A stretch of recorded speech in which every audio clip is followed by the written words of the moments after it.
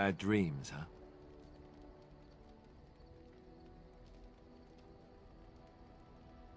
Well, it is real, sort of. You see, part of being a Grey Warden is being able to hear the Darkspawn. That's what your dream was, hearing them. The Archdemon, it talks to the Horde, and we feel it just as they do. That's why we know this is really a blight. I don't know if it's really a dragon, but it sure looks like one. But yes, that's the Archdemon. It takes a bit, but eventually you can block the dreams out. Some of the older Grey Wardens say they can understand the Archdemon a bit, but I sure can't. Anyhow, when I heard you thrashing around, I thought I should tell you. It was scary at first for me too. Other than dying young and the whole defeat the Blight alone thing, no. I'm all tapped out for surprises. Anyhow, you're up now, right? Let's pull up camp and get a move on.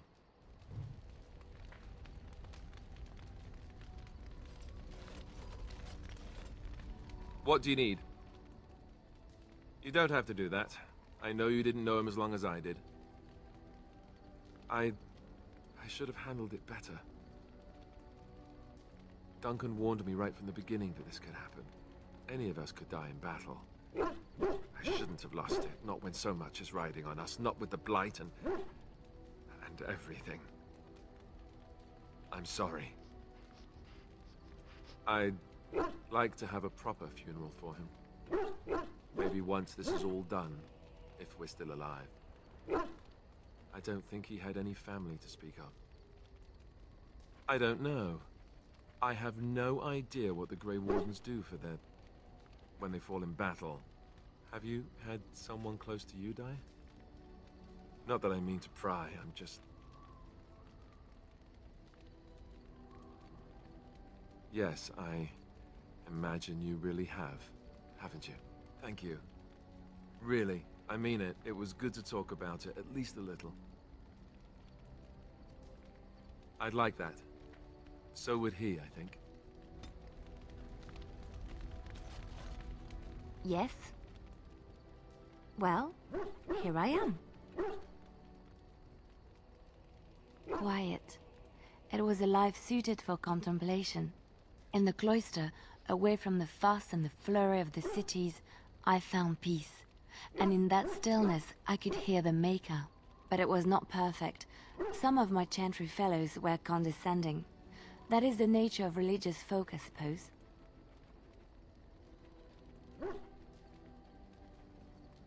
When I talked about my beliefs, that the Maker reveals himself in the beauty of his world, they treated me with disdain. They want to believe that he's gone, so that when he turns his gaze on them, it means they are special, chosen. He cannot possibly have love for all, the sick and the weary, the beggars and the fools.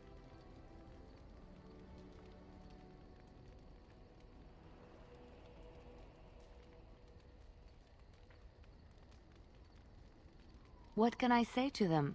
What they believe is what the Chantry says, and the Chantry is infallible, yes? Maybe I am wrong. But it is the Maker's place to decide if I am worthy, not men, not the Chantry.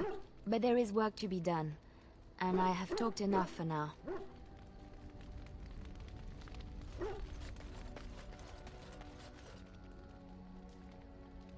Why are we stopping? There are Darkspawn to be fought. Is this delay needful? I am Qunari. I have given my word to aid you. We are not people of idle promises. No.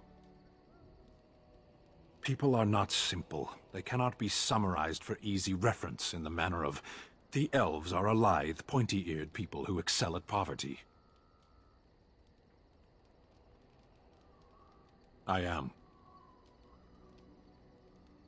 I have always fought in war, human. My people have been at war since the moment we set foot in the Northern Islands. We do now. Somewhere else. No. I was born in Seheron. Of the land we came from, I know nothing, not even its name. I do not see how this matters. Seheron and Parvolan are distant. Ferelden and the Darkspawn are immediate.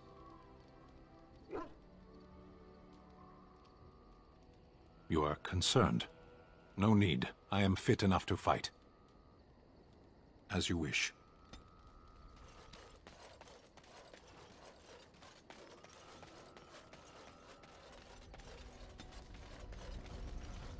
What do you wish of me?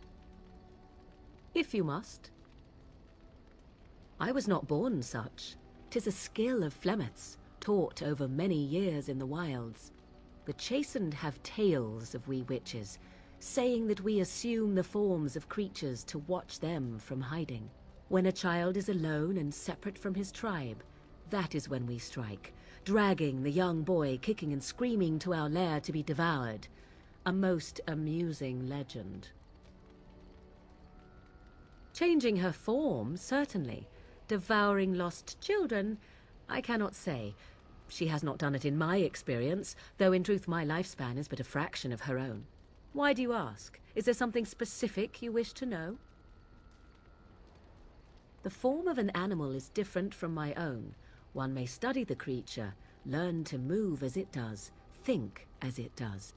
In time, this allows one to become as it is. I gain nothing by studying another human. I already am the same as they are. I learn nothing.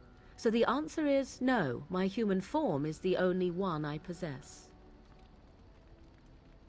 There were nights when the wilds called to me, 'tis true.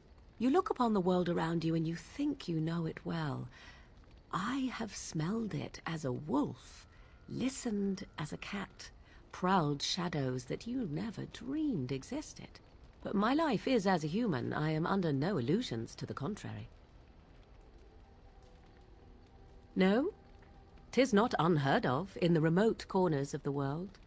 There are traditions of magic outside of the circle of magi, despite what those mages would have you believe. Some of these traditions are old, indeed, passed down as carefully guarded lore from one generation to the next. The zealots of the Chantry would uproot all such practitioners if they could, but as luck have it, some still exist. My mother is such a one. Not all apostates use the forbidden blood arts. Maleficarum do, but to condemn all who do not fall under the circle's thrall for the sake of what might be is a dangerous path to walk. There are those who look on the word apostate as meaning freedom. Indeed. Have you an opinion on my abilities, then? Am I an unnatural abomination to be put to the torch? Oh, you're simply full of surprises, little man, aren't you? But enough of such talk. Let us proceed, lest the dust gather on us.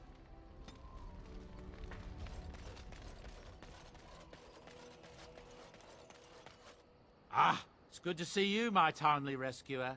Bodon Feddick, at your service, once again. I saw your camp and thought to myself, what safer place to rest for the evening than in the camp of a Grey Warden? I'm perfectly willing to offer you a fine discount for the inconvenience of our presence. How does that sound? Good? Yes? I can see why you might be suspicious, being a Grey Warden and all. Were I in your shoes, I would feel the same way. Trust me when I say that my encountering you here was serendipity and nothing more. I travel a lot, so I'm bound to meet everyone on the road eventually. If you prefer, I'll take my boy and be on my way. But regretfully, you're the safest spot on this road, without a doubt. Anything, everything, but all of the finest quality. No cheap trinkets here. And my boy Sandal happens to be a bit of a hand with enchantments. Oh, yes. Sadly, it also makes us a target for bandits and the like. If there were spare hands to hire as guards, I would have done so long ago. Wonderful. Thank the gentleman, won't you, boy? Thank you, sir. We won't be a bother to you and your companions, I assure you. If you should need enchantments, simply talk to my boy. Otherwise, come speak with me.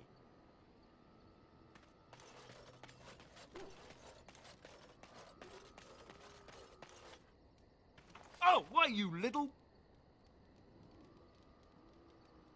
Your furry friend here took offense at me getting near his food. He snapped at me, look.